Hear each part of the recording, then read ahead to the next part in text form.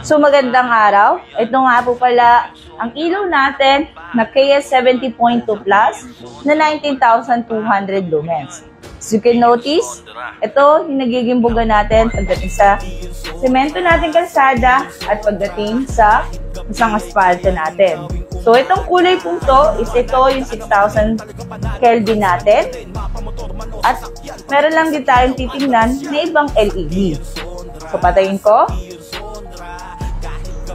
Yan. So ito po yung ibang LED na nakikita natin o binibenta sa market.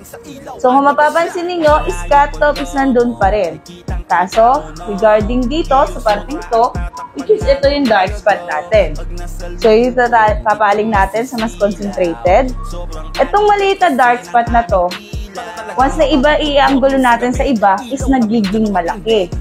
So, i-anggulo natin sa ibang parte, makikita ninyo, yung dark spot is kakaroon ng epekto lalo na pagdating sa driving natin. So, kung bubuksan natin yung ilaw natin, as you can notice, is magiging malinis yung pinakabuga ng KS70.2 Plus natin sa mga naka-projector.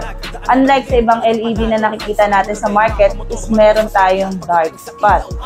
Again, papatayin natin yung ilaw.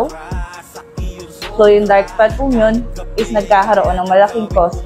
Especially, hindi kasi kayang i-maximize ng ibang LED sa market natin nasa yung mga naka-projector.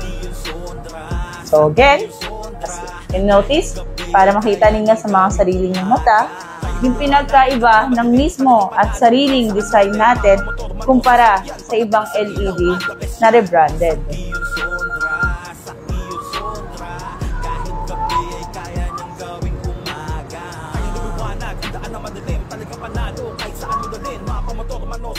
Pagdating sa ilaw, the best yan.